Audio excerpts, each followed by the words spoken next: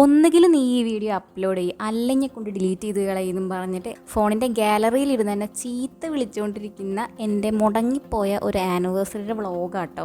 ഞാൻ പലപ്പോഴും വിചാരിച്ചു ഇത് ആദ്യത്തെ ആനിവേഴ്സറിയുടെ അല്ലേ, ഇപ്പോൾ രണ്ടാമത്തെ ആനിവേഴ്സറി ആയിരുന്നു നവംബർ 29-ന്, അപ്പോൾ അതിട്ടാൽ പോരെ എന്ന് വിചാരിച്ചിട്ടുണ്ടായിരുന്നു. പക്ഷേ എന്താ ചെയ്യുക, ഐസൊലേഷൻ ആയതുകൊണ്ട് എൻ്റെ എല്ലാ പ്ലാനും കൊളായി. രണ്ടാമത്തെ ആനിവേഴ്സറിയുടെയും എനിക്ക് എടുക്കാൻ പറ്റിയില്ല.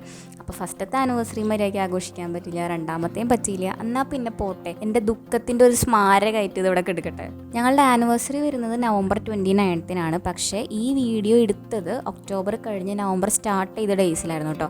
കാരണം എൻ്റെ പ്രഗ്നൻസി ജേണിയുടെ വീഡിയോ കണ്ടിട്ടുള്ളവർക്കറിയാം, ആദ്യത്തെ 2 പാർട്ടിൽ ഞാൻ പറഞ്ഞിട്ടുണ്ടായിരുന്നു ഓൾമോസ്റ്റ് നമുക്ക് ഉറപ്പായിരുന്നു പ്രീ ടൈം ഡെലിവറി ആയിരിക്കും എന്നുള്ളത്.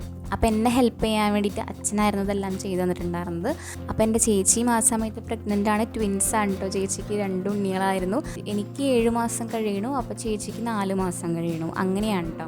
അപ്പോൾ അത് ഇന്ന് മാത്രമേ അറിയാത്തുണ്ടായിരുന്നുള്ളൂ.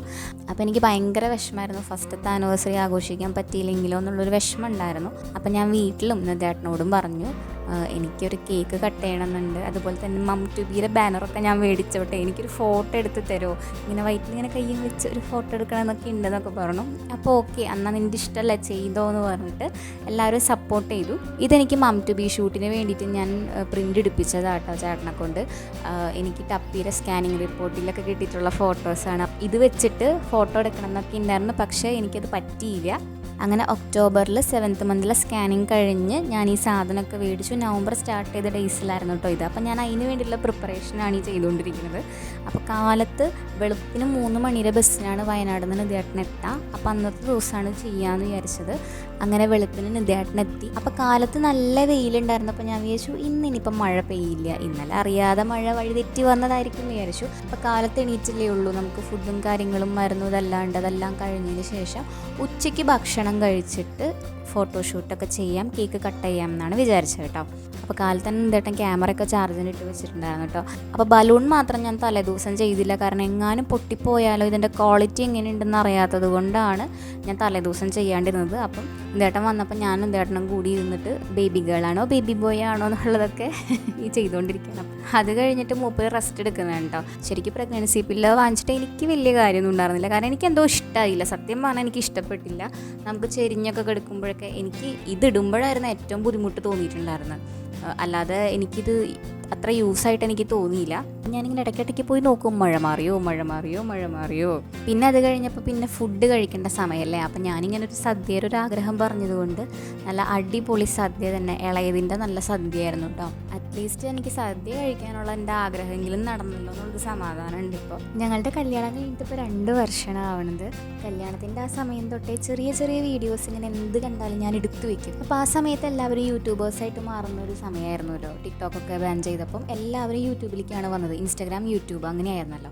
എനിക്കും യൂട്യൂബിൽ ഇതുപോലെ വ്ളോഗൊക്കെ ചെയ്യണം എന്നൊക്കെ ആഗ്രഹമായിട്ട് ചുമ്മാ വെറുതെ എന്ത് കണ്ടാലും എടുത്തു വയ്ക്കും, പക്ഷെ ഒന്നും എഡിറ്റ് ചെയ്തിട്ടില്ല. അപ്പോൾ ഓരോ സമയം കഴിയുമ്പോഴും ഞാൻ വിചാരിക്കും വേണ്ട, ഇതിനി ഇടണ്ട, കുറച്ചും കൂടി ബെറ്ററായിട്ട് എടുക്കാം എന്ന് വിചാരിച്ച് മാറ്റി വെച്ചതാണ്. ചുമ്മാ ഒരു ചാനൽ നമ്മൾ ക്രിയേറ്റ് ചെയ്തിട്ടു, പക്ഷേ വീഡിയോസ് കറക്റ്റ് ചെയ്തു തുടങ്ങിയിട്ട് 1 year ആണ് കേട്ടോ ആവണത്. ഈ ആനിവേഴ്സറി കഴിഞ്ഞിട്ട് നേരെ ഞാൻ ആശുപത്രിയിൽ പോയിട്ട് അഡ്മിറ്റ് ആവുക ചെയ്തു. 1 മാസം ഞാൻ ഹോസ്പിറ്റലിൽ കിടന്നു. അവിടെ കിടന്ന് മോനെ പ്രസവിച്ച് മോനായിട്ടാണ് ഇങ്ങോട്ട് വന്നിട്ടുണ്ടായിരുന്നത്. അപ്പോൾ അത്രയും നാൾ ഞാൻ ഹോസ്പിറ്റലിൽ കിടന്നപ്പോഴാണ് എനിക്ക് ഭയങ്കരമായിട്ട് ബോറടിച്ച് തുടങ്ങി. അപ്പോഴും ഞാനിങ്ങനെ ഇടയ്ക്കിടയ്ക്ക് എന്തെങ്കിലുമൊക്കെ ഇതുപോലെയൊക്കെ എടുക്കും. അങ്ങനെ ആ ടൈമിലാണ് ഞാൻ യൂട്യൂബിൽ വീഡിയോസ് അപ്ലോഡ് ചെയ്ത് തുടങ്ങുന്നത്. എൻ്റെ ഒരു യൂട്യൂബ് ജേണി സ്റ്റാർട്ട് ചെയ്യുന്നത് അപ്പോഴാട്ടോ. ഒറ്റയ്ക്ക് ബോറടിച്ചിരിക്കുമ്പോൾ നമുക്ക് സന്തോഷമുള്ള എന്തെങ്കിലുമൊക്കെ ചെയ്യാമെന്നുള്ളതാണല്ലോ. അങ്ങനെയാണ് ഞാനൊരു യൂട്യൂബറായിട്ട് മാറുന്നത്. അങ്ങനെ ഈ നവംബറിലേക്ക് 1 year ആവാണ്. അപ്പോൾ ഈ 1 വർഷക്കാലം ഞങ്ങളുടെ കൂടെ നിന്ന് ഞങ്ങളെ സപ്പോർട്ട് ചെയ്ത എല്ലാവർക്കും ഒരുപാട് നന്ദി കേട്ടോ. അപ്പോൾ എൻ്റെ പ്രഗ്നൻസി ജേണി 2 പാർട്ട് കണ്ടിട്ടുള്ളവർ എനിക്ക് ഫൈനൽ പാർട്ട് എപ്പോഴാണ് ചേച്ചി ഇടാമെന്ന് ചോദിച്ചിട്ടുണ്ടായിരുന്നു.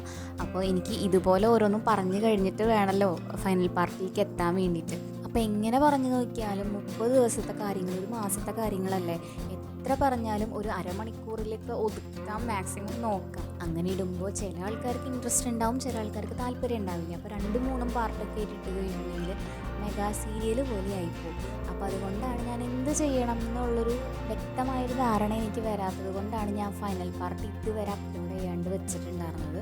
എനിക്ക് മെയിനായിട്ട് ഒരു ഫോട്ടോ എടുക്കണം എന്നുള്ളതായിരുന്നു കേട്ടോ സംഭവം. എനിക്ക് ഇങ്ങനെ വയറ്റിൽ കൈവച്ച് മം ടു ബി എന്നുള്ളൊരു സംഭവം എടുക്കണം, ഒരു ഫോട്ടോ എനിക്ക് ഫ്രെയിം ചെയ്ത് വെക്കണം. കാരണം ഈ ഒരു മെമ്മറി പിന്നെ നമുക്ക് റീക്രിയേറ്റ് ചെയ്യാൻ പറ്റില്ലല്ലോ. അപ്പോൾ അതായിരുന്നു എൻ്റെ മെയിനായിട്ടുള്ളൊരു അജണ്ട. പെട്ടെന്നുണ്ടായ ഒരു ആഗ്രഹം കാരണം മം ടു ബി ഷൂട്ടിന് വേണ്ടിയിട്ട് ഞാൻ എവിടെ പോയി ഡ്രസ്സ് തപ്പും.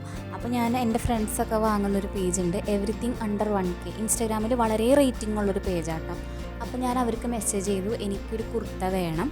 അപ്പോൾ ഒരു ബ്ലൂ കളറാണ് എനിക്കിഷ്ടം. അത് ഞാൻ പറഞ്ഞപ്പം അവരിൽ അങ്ങനത്തെ ഒരു മെറ്റീരിയൽ ഉണ്ട്, ഡിസൈൻ അവർ ഏത് വേണമെന്ന് ചോദിച്ചു. ഞാൻ പറഞ്ഞു നിങ്ങൾക്ക് ഇഷ്ടമുള്ള ഡിസൈൻ മതി, എനിക്കിങ്ങനെ അർജൻറ്റാണ്, ഇങ്ങനെ പെട്ടെന്നൊരു തീരുമാനം വന്നതുകൊണ്ടും അങ്ങനെ എപ്പോഴാണ് ഇനിയിപ്പോൾ അഡ്മിഷൻ ആവാമെന്നറിയില്ല ഹോസ്പിറ്റലിൽ, അങ്ങനെയൊക്കെ പറഞ്ഞപ്പോൾ അവർ മാക്സിമം നേരത്തെ തന്നെ എനിക്കത് കൊറിയർ ചെയ്ത് തന്നിട്ടുണ്ടായിരുന്നു കേട്ടോ.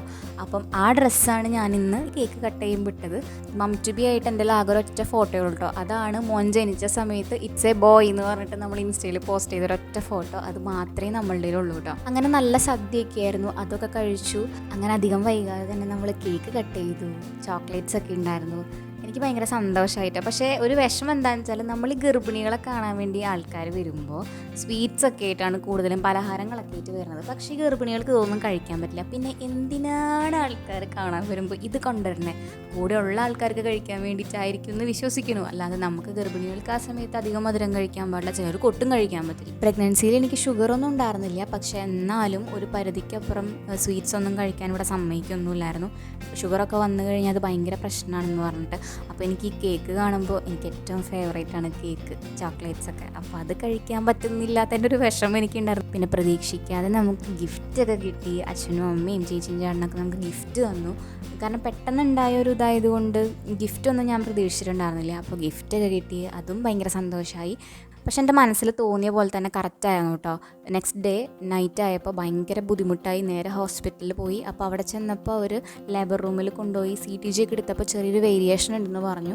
അപ്പോൾ ജസ്റ്റ് 8 months സ്റ്റാർട്ടിങ് അല്ലേ ആയിട്ടുള്ളൂ. അപ്പോൾ എനിക്ക് നല്ല ടെൻഷൻ ഉണ്ടായിരുന്നു കേട്ടോ, ഇനിയിപ്പോൾ പെട്ടെന്ന് അങ്ങനെ പ്രസവിക്കുമോ അങ്ങനത്തെ ഒരു പേടിയൊക്കെ ആയിരുന്നു ഉള്ളിൽ.